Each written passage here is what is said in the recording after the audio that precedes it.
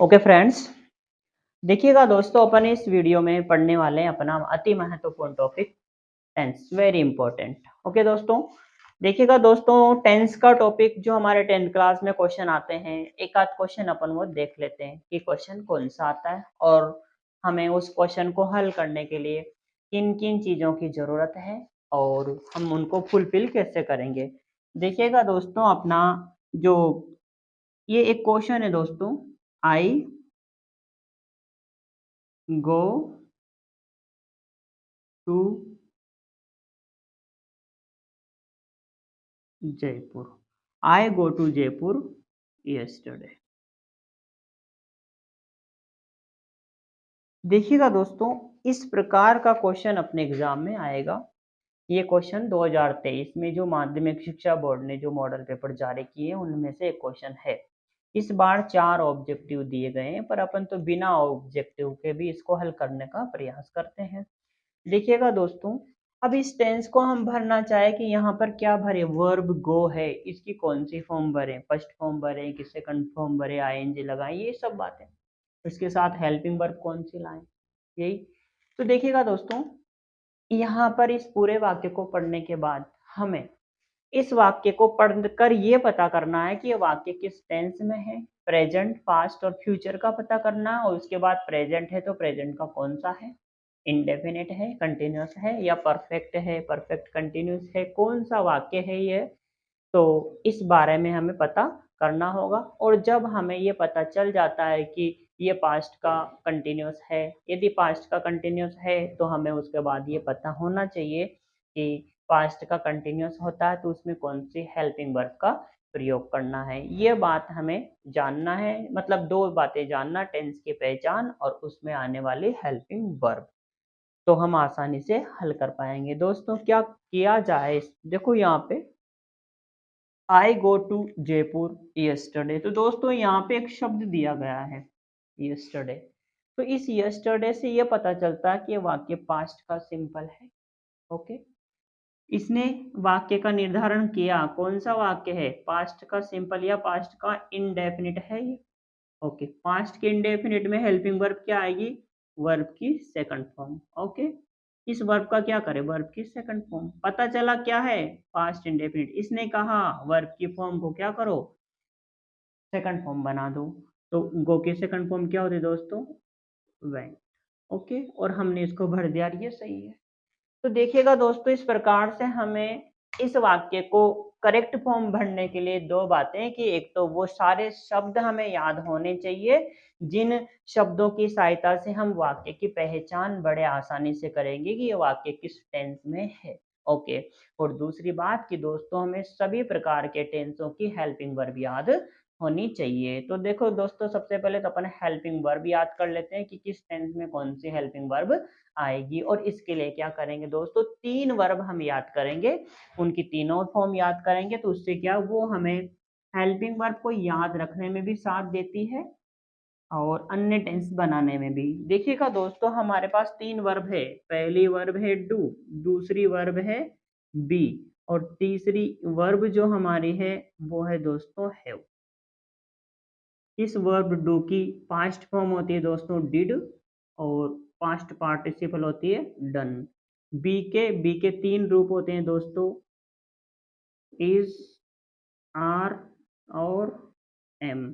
इनका इज का पास्ट होता है दोस्तों वाज और आर का पास्ट होता है वर और एम का पास्ट भी वाज और इसकी थर्ड फॉर्म होती है दोस्तों बीन। हैव, हैव की सेकंड फॉर्म भी हैड होती है और थर्ड फॉर्म भी हैड होती है। बस ये याद कर लेना कि 3 फॉर्म है, verb do, do did done, be was been और हैव हैड हैड। बहुत आसान है दोस्तों, याद करना बहुत आसान और बहुत काम की चीज है दोस्तों। देखो ये इधर वाली कौन सी फॉर्म है, प्रेजेंट फॉर्म, ये कौन सी फॉर्म है, पास्ट फॉर्म। क्यों है प्रेजेंट फॉर्म, क्योंकि ये प्रेजेंट टेंस में काम आती है। क्यों है पास्ट फॉर्म, क्योंकि पास्ट टेंस में काम आती है। देखिएगा दोस्तों, यदि हमें इतना भी पता चल जाए कि ये वाक्य जो हमने बनाया है या हमारे लिए आया है वाक्य एग्जाम में कि वो वाक्य प्रेजेंट टेंस का है, तो इधर की फॉर्म से यूज करनी है।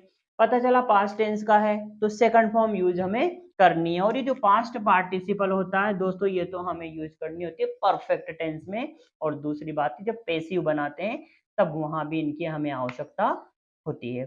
तो देखिएगा दोस्तों, इसको तो हमने याद कर ही लिया। यदि याद कर ही लिया हो तो देखिएगा दोस्तों, फिर किस प्रकार से हम टेंस की हेल्पिंग वर्ब याद करते हैं। एक बार देख लेते हैं किस टेंस में कौन सी हेल्पिंग वर्ब का प्रयोग होता है। बड़ा ही आसान है दोस्तों, पर यह हमें याद होना ही चाहिए। देखिएगा, 3 टेंस हमारे, प्रेजेंट और दूसरा कौन सा है, पास्ट। प्रेजेंट और पास्ट को ही पढ़ेंगे अभी, फ्यूचर नहीं पढ़ेंगे। क्यों? फ्यूचर एक डमी टेंस है और ये प्रेजेंट की नकल है। प्रेजेंट आ गया तो फ्यूचर भी आ जाएगा। फ्यूचर में 2 ही बातें, विल और सेल का प्रयोग याद रखना, बाकी सारी नकल अपन किसकी करते हैं, प्रेजेंट टेंस की। ओके, देखिएगा, प्रेजेंट टेंस से तो क्या आएगा, डू। इनडेफिनिट है तो ये, यदि कंटिन्यूअस हो गया, क्यों ना मैं नंबर से याद रख, पहले नंबर वाला है तो डू, दूसरे नंबर वाला है तो कंटिन्यूअस, कंटिन्यूअस हो गया तो बी। बी का मतलब दोस्तों इज, आर और एम आएगा। तीसरा मतलब परफेक्ट हो गया, तो अपन ने क्या याद किया था परफेक्ट में, परफेक्ट में हैव को याद किया था ना दोस्तों अपन ने। तो हैव का मतलब हैव ही है यहाँ पे, हैव या फिर हैज, हैव या हैज आएगा। पास्ट हो गया तो डू का पास्ट क्या होएगा, डिड। इज आर एम का पास्ट क्या होएगा, वाज या वर। हैज हैव का पास्ट क्या होगा, हैड। बस इतना ही याद करना। डू का पास्ट डिड, या फिर वर्ब की फर्स्ट फॉर्म का पास्ट क्या होगा, वर्ब की सेकंड फॉर्म। वर्ब की फर्स्ट फॉर्म का पास्ट होता है वर्ब की सेकंड फॉर्म। डू का past did, is are am का पास्ट वाज वर, और हैज हैव का पास्ट हो जाएगा अपना हैड। और चौथा टेंस होता है दोस्तों अपना कौन सा, परफेक्ट कंटिन्यूअस। परफेक्ट कंटिन्यूअस क्या आता है इसमें दोस्तों, हैज या हैव, और इसके साथ जुड़ा रहता है दोस्तों बीन। हैज बीन या हैव बीन, इसका पास्ट क्या होएगा, हैड बीन। बस, प्रेजेंट को पास्ट बनाना है, फर्स्ट फॉर्म को सेकंड फॉर्म बना दो। पास्ट को प्रेजेंट बनाना है तो सेकंड फॉर्म को फर्स्ट फॉर्म बना दो। बड़ी ही आसानी से दोस्तों अपन पास्ट टेंस को प्रेजेंट टेंस में और प्रेजेंट टेंस को पास्ट टेंस में कन्वर्ट कर सकते हैं, जैसा कि हमें डायरेक्ट इनडायरेक्ट में आवश्यकता होगी। तो देखिएगा दोस्तों, आसानी से याद रख लेंगे। यदि हमारा इंडेफिनिट आया तो इन दोनों को यूज करना है, कंटिन्यूस आया तो ये दोनों, और परफेक्ट आता है तो इनको यूज करना। परफेक्ट कंटिन्यू, देखो पहले वाले टेंस में डू डिड आएगा, दूसरे वाले में अपन पता आईएनजी आता है तो ING is are am was were के साथ आता है। तीसरे में परफेक्ट आता है ये हैज हैव, और चौथे में हैज हैव के साथ बीन और जुड़ जाता है। इस प्रकार से हमें याद हो गया प्रेजेंट टेंस में ये लाना है, पास्ट टेंस में ये हेल्पिंग वर्ब लानी है। तो पहली नीड जो हमारी थी कि किस टेंस में कौन सी हेल्पिंग वर्ब आएगी, ये हमने याद कर लिया। अगली नीड हमारी यह है कि टेंस का पता कैसे करें, और टेंस का पता कैसे करें इसके लिए हमारी आवश्यकता है दोस्तों कि किस टेंस में किस शब्द का प्रयोग किया जाता है। क्यों ना हम उन सारे शब्दों को, उन सारे एडवर्बियल्स को याद कर लेते हैं, जिससे अपन तुरंत बता देंगे कि ये टेंस कौन सा है। तो देखिएगा, पढ़ते हैं उन शब्दों को दोस्तों। जो पहला टेंस है अपना प्रेजेंट का, उसके शब्द पढ़ लेते हैं। बहुत ज्यादा नहीं है, बस प्रेजेंट के थोड़े से ज्यादा है, प्रेजेंट सिंपल के या इंडेफिनिट के थोड़े से ज्यादा। तो देखिएगा दोस्तों, अपन जानते हैं कि जो प्रेजेंट है, प्रेजेंट का इंडेफिनिट, प्रेजेंट इंडेफिनिट जो टेंस होगा दोस्तों, उस टेंस में हमें कौन कौन से शब्दों का प्रयोग करना है। तो देखिएगा, वो सारे शब्द मैं एक बार लिख देता हूं जिससे हम याद रहेगा ही रहेगा। देखिए दोस्तों, इसमें आता है, एक तो शब्द आता है ऑलवेज। ऑलवेज का मतलब होता है हमेशा, और जो काम हमेशा होता है, अर्थात पहले भी होता था, अब भी होता है, आगे भी होगा, ऐसी स्थिति है तो अपने आप प्रेजेंट का सिंपली, जैसे कि जो sun rises in the east, ऐसा सेंटेंस होता है तो प्रेजेंट का सिंपल बनता है। तो ऑलवेज, और एक शब्द आता है दोस्तों ऑफन। ऑफन यानी प्रायः। दूसरा शब्द होता है समटाइम्स। समटाइम्स कभी कभी, ऑफन प्रायः, ऑलवेज हमेशा, यूजुअली यूजुअली, और एक और शब्द होता है दोस्तों जनरली। यूजुअली और जनरली ये भी होता है, जनरली यानी सामान्य रूप से, यूजुअली और फ्रीक्वेंटली, FREQUENTLY, फ्रीक्वेंटली यानी बार बार, फ्रीक्वेंसी के साथ बार बार। इसके बाद अगला शब्द है दोस्तों सेल्डम, बहुत कम, न के बराबर, सेल्डम। इसके बाद एक शब्द है दोस्तों रेयरली, अपन कहते हैं ना ऐसा तो रेयर ही होता है, मतलब बहुत कम। और एक और शब्द है नेवर, मतलब कभी नहीं। उसके बाद अगला शब्द है रेगुलर, REGULAR, रेगुलर। और इसके साथ एक और शब्द जोड़ सकते हैं अपन, डेली। डेली कहो या रेगुलर कहो, एक जैसा ही है, तो दोनों एक साथ ही आते हैं दोस्तों ये। उसके बाद ऑफन यानी प्राय, सम टाइम, कभी कभी ऐसे होता है एक शब्द ओकेजनली।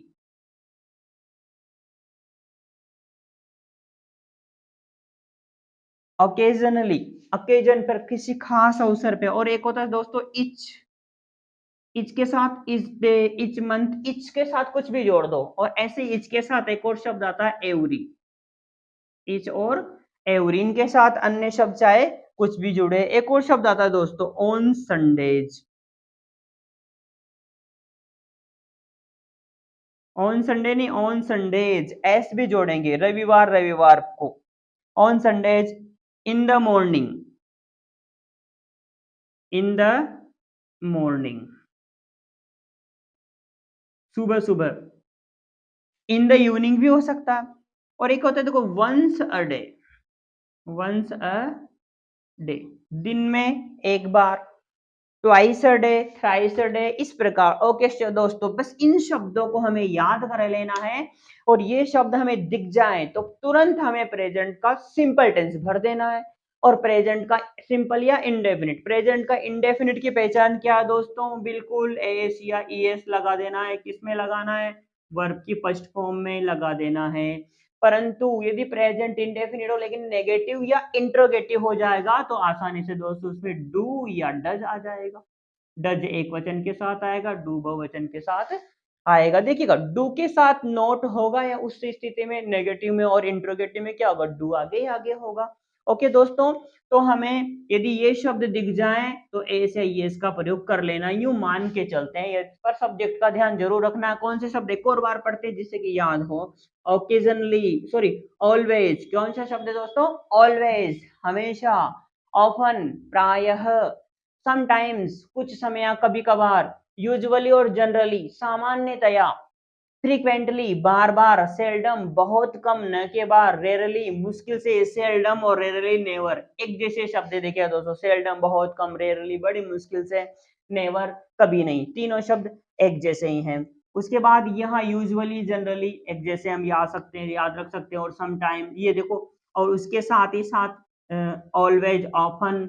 उसके बाद अगले देखो रेगुलर और डेली को याद रख लेना, रेगुलर और डेली। और उसके बाद देखो ईच और एवरी को अपन याद रख ही सकते हैं दोस्तों, दोनों शब्द एक दूसरे मिलते जुलते शब्द हैं। उसके बाद देखो अगला शब्द ओकेजनली, ओकेजन्स, अवसरों पे, कि कभी कभार अवसर, ऑफन यानी प्राय। और एक होता है कभी कभार, और ये होता है कभी कभार, तीज त्योहार, ओकेजन पे मैं काम करता हूँ तो ओकेजनली यहाँ हो जाएगा। उसके अलावा देखो ऑन संडेज, रविवार, रविवार को ऐसा होता है। और इन द मॉर्निंग, और once a day, twice a day, thrice a day, दिन में एक बार, दो बार, ऐसा।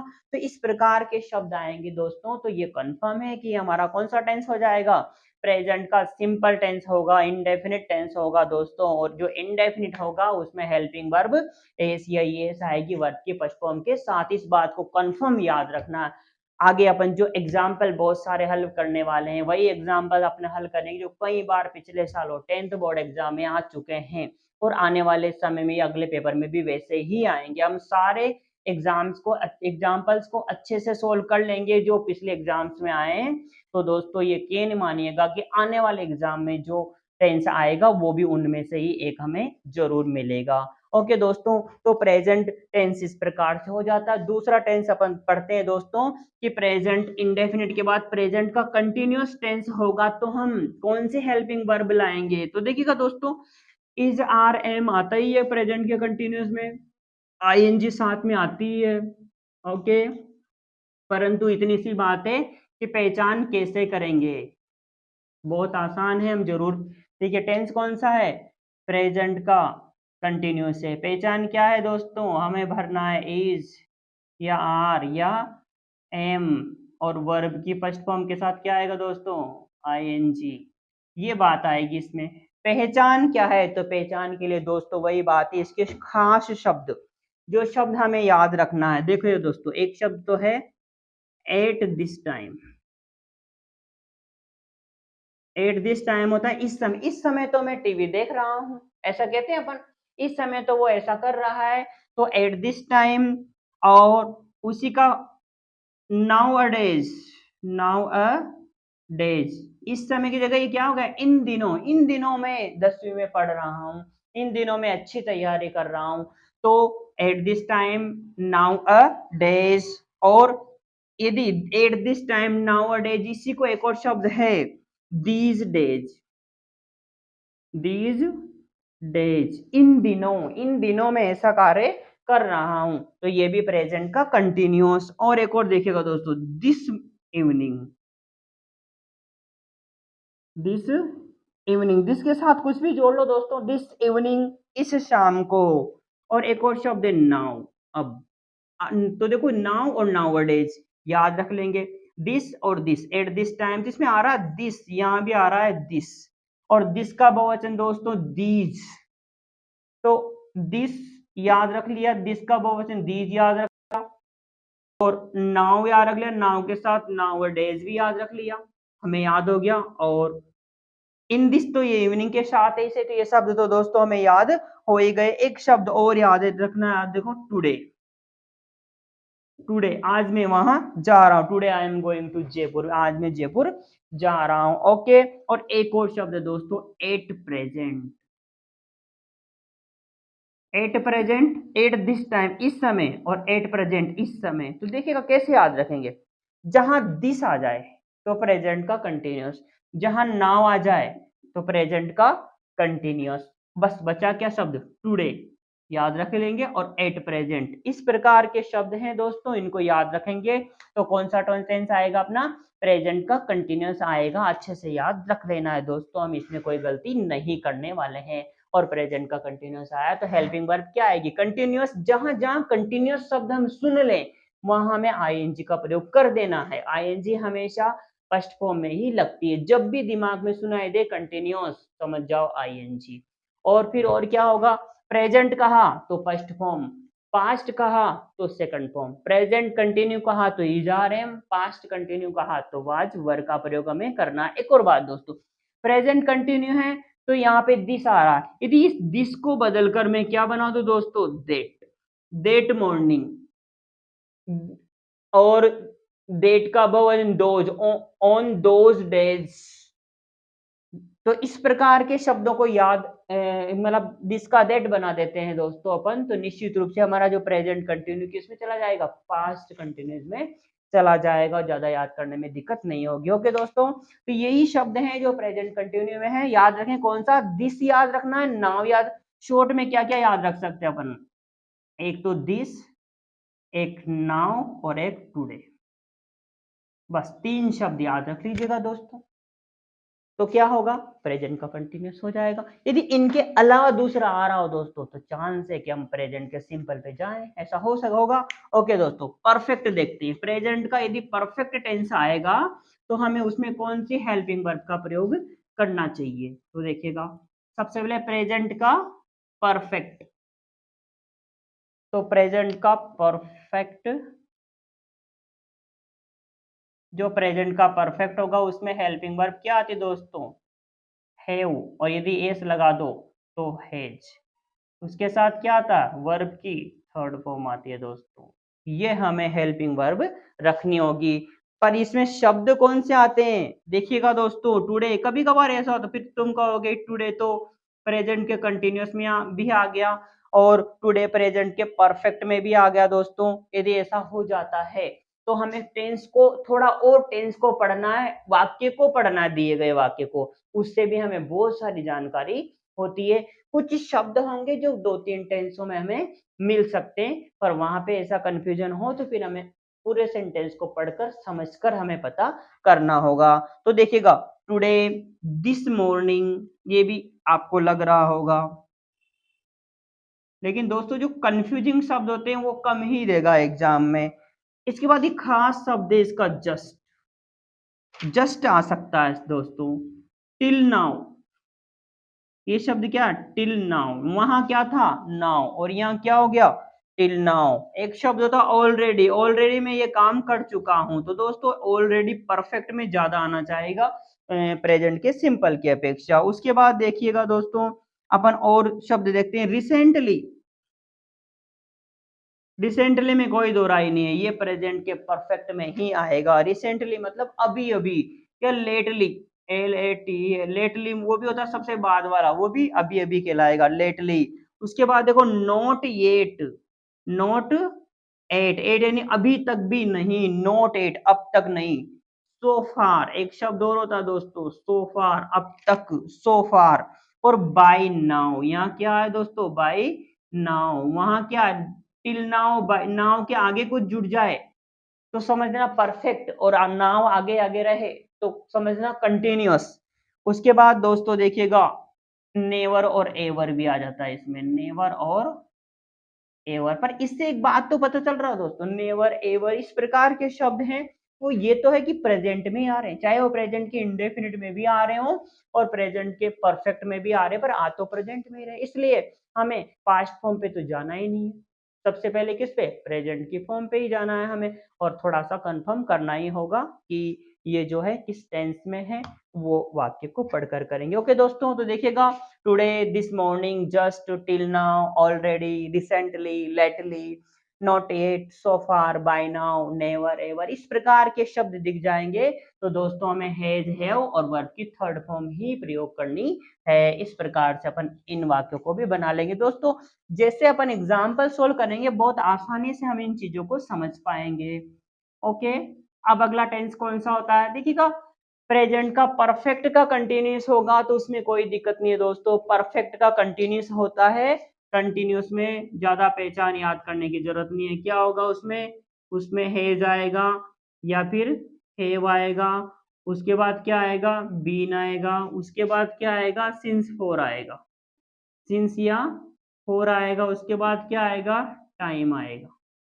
दोस्तों इतनी सारी चीजें हैं, ये ना भी दे वो तो इतना देकर यही इसकी पहचान है, बिना याद किए हमें इनका जरूर पता चल जाएगा। चौथे टेंस में कोई स्पेशली पहचान याद करने की जरूरत नहीं होती है। अब आ जाते हैं दोस्तों अपन पास्ट के सिंपल पे, ये ज्यादा चांस है दोस्तों, पास्ट का सिंपल, प्रेजेंट का सिंपल, प्रेजेंट का कंटिन्यू, पास्ट का कंटिन्यूस, इस प्रकार के आते हैं बहुत सी बार। पास्ट का इंडेफिनिट कहते हैं अपन इसको। पास्ट इंडेफिनिट की क्या पहचान है दोस्तों इसमें, तो इसमें आता है देखिएगा दोस्तों लास्ट शब्द, लास्ट पास्ट इंडेफिनिट में आएगा, इसके साथ आएगा एगो, एगो के साथ कुछ भी जुड़ा हो हमें तो एगो शब्द दिखते ही समझ जाना है कि ये पास्ट इंडेफिनिट है। इस एक और है सम टाइम,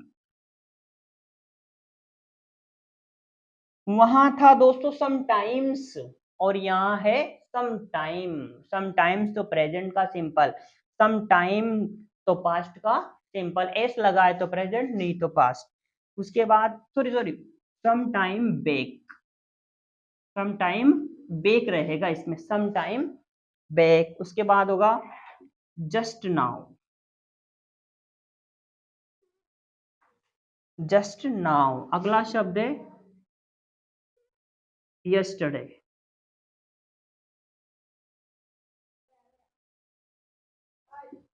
यस्टरडे। उसके बाद अगला है वंस, वंस इन 2009। इस प्रकार के शब्द दोस्तों हमें मिल जाए पास्ट इंडेफिनिट में। कौन कौन से शब्द है दोस्तों, मोस्ट है ये, last, ago, some time back, just now, yesterday और वंस, वंस देर बाद, हमेशा पास्ट में जाते हैं अपन।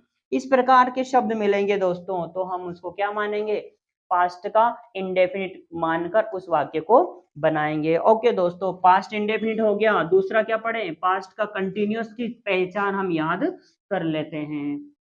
तो देखिएगा क्या है पास्ट की पास्ट कंटिन्यू होगा तो हेल्पिंग वर्ब के कंटिन्यू कहा तो आईएनजी लाऊंगा, किसमें लाऊंगा, वर्ब की फर्स्ट फॉर्म के साथ आईएनजी। उसके पहले क्या लाना है, कंटिन्यूस में क्या आता है, बी की फर्स्ट फॉर्म तो इजारे में हो जाती है, पर पास्ट है तो सेकंड फॉर्म क्या होगा दोस्तों, वाज वर, वाज या वर, वाज वर प्लस वर्ब की फर्स्ट फॉर्म के साथ आईएनजी का प्रयोग करेंगे अपन, तो ये पास्ट कंटिन्यूस बनेगा। पास्ट कंटिन्यूस पहले भी देख लिया दोस्तों अपन ने, देखिएगा दोस्तों, at that time, this time को किसमें बदल दिया अपन ने, that time, at that time, उस समय, या एट दैट मोमेंट, कुछ भी हो दोस्तों, दीज डेज का क्या होगा, दोज डेज, ये चीज अपन ने पहले भी पढ़ ली थी। उसके बाद देखिएगा दोस्तों, नाउ, नाउ का ऑपोजिट क्या होता है, जैसे जो नाउ होता है ना, नाउ का ऑपोजिट होता है देन, तो नाउ तो प्रेजेंट कंटिन्यू, और देन किस में आएगा, पास्ट कंटिन्यूअस। ओके, और एक और शब्द है एज, और when, when I was going there he was reading, कुछ भी हो सकता है, तो वेहन भी पास्ट के कंटिन्यूअस को शो करेगा। देखिएगा दोस्तों, पास्ट के कंटिन्यूअस में हेल्पिंग वर्ब क्या लानी है, वाज या वर, और आईएनजी लानी है, और दिस का क्या बना दिया अपन ने, दैट या दोज, और उसके अलावा नाउन नहीं लाकर क्या लाएंगे, देन और एज और वेहन, बस इतने से शब्द है, इनको याद करना बहुत ज्यादा मुश्किल नहीं है। डेट वाला पास्ट है, दिस वाला प्रेजेंट है, और वेहन तो प्रेजेंट कंटिन्यू में आता ही है, और नाउ का ऑपोजिट हो गया देन, इसलिए वो प्रेजेंट का पास्ट, और हेल्पिंग वर्ब क्या होगी, वाज या वर, और फर्स्ट फॉर्म के साथ आईएनजी का प्रयोग। ये किस किस टेंस को याद किया अपन ने, पास्ट के कंटिन्यूअस को, और तीसरा क्या याद करेंगे अपन, पास्ट का परफेक्ट, पास्ट परफेक्ट। तो पास्ट परफेक्ट में हमें क्या हेल्पिंग वर्ब यूज करनी चाहिए, देखिए दोस्तों, पास्ट परफेक्ट और मजेदार है, इसमें दो घटनाएं होती है एक साथ, दो, लगभग दो घटनाएं आगे पीछे होती है वैसे तो, जैसे कि डॉक्टर के आने से पहले मरीज मर चुका था, ये वाक्य अपन बोलते ही रहते हैं, तो मरीज मर चुका था, पहले मर गया था, डॉक्टर के आने से पहले, तो इस प्रकार डॉक्टर बाद में आया। तो देखिएगा दोस्तों, दो घटनाएं होंगी, एक घटना पास्ट के इंडेफिनिट की होगी, दूसरी घटना दोस्तों पास्ट के परफेक्ट में होगी। ओके, जो पास्ट के इंडेफिनिट में होने वाली है, बाद में होने वाली घटना है, उसमें हम वर्ब की सेकंड फॉर्म लाएंगे। जो घटना पहले हो चुकी है दोस्तों, उसमें वर्ब की परफेक्ट है, तो मतलब हेड प्लस वर्ब की थर्ड फॉर्म लाएंगे। इस प्रकार से होगा, पास्ट इंडेफिनिट होगा तो वर्ब की सेकंड फॉर्म आएगी, और पास्ट परफेक्ट होगा तो हेड के साथ वर्ब की थर्ड फॉर्म आएगी। और इसमें दो शब्द यूज करते हैं, आफ्टर और बिफोर। एक शब्द तो आता है दोस्तों आफ्टर, और दूसरा शब्द क्या आता है, बिफोर। आफ्टर और बिफोर, इन दो शब्दों का प्रयोग भी होगा, और ये भी एग्जाम्स में आ सकता है। इस बार माध्यमिक शिक्षा बोर्ड के पेपर में, मॉडल पेपर में भी ये शब्द, ये वाक्य दिया है, तो एग्जाम में आने के चांस है। तो वहां तो दो तरह के वाक्य दिख जाएंगे हमें, दो घटनाएं, तो हम आसानी से पहचान लेंगे।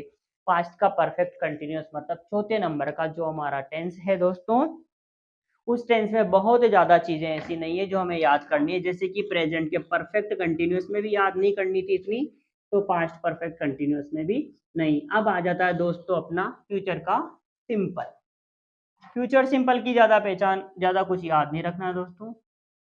Future indefinite, okay, future indefinite में दोस्तों हमेशा फ्यूचर के पूरे ही फ्यूचर में विल और शेल, उसके बाद बाकी तो अन्य चीजें, विल सेल और will be shall be, will have shall have, will have been shall have been, इस तरह से शब्द आते हैं इनमें। और फ्यूचर इंडेफिनिट में दो शब्द याद कर लें तो अच्छा रहेगा, टुमारो, सब जानते हैं आने वाला कल, फ्यूचर ही होगा, या इसी का सेम वर्ड कह सकते हैं जैसे नेक्स्ट, ये भी आने वाला समय, नेक्स्ट टाइम, तो ये क्या होगा, फ्यूचर ही होगा।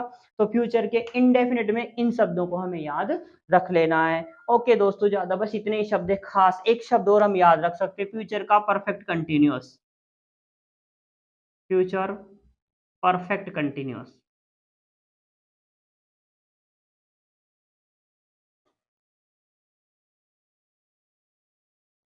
फ्यूचर परफेक्ट कंटिन्यूअस है दोस्तों, इसमें क्या आएगा, बाय, और उसके बाद समय, बाय दिस टाइम, बाय का प्रयोग करके बाय द टाइम, यदि ऐसा आता है बाय प्लस टाइम, तो इसको हमें पास्ट परफेक्ट कंटिन्यूअस मानकर ट्रीट करना चाहिए और इसी प्रकार से हेल्पिंग वर्ब भरना है। तो देखिए दोस्तों, रिवीजन है, इस तरह से हमने इन शब्दों को याद कर लिया, याद कर लिया, उसके साथ आने वाले हेल्पिंग वर्ब को याद कर लिया। अब दोस्तों अपन एग्जाम्पल को हल करेंगे, इससे ये टॉपिक अपना एकदम क्रिस्टल क्लियर हो जाएगा और एग्जाम्स में किसी भी प्रकार की कोई गलती हमसे नहीं होएगी। तो देखिएगा दोस्तों, आगे वाले उदाहरणों को हम पढ़ने की कोशिश करते हैं।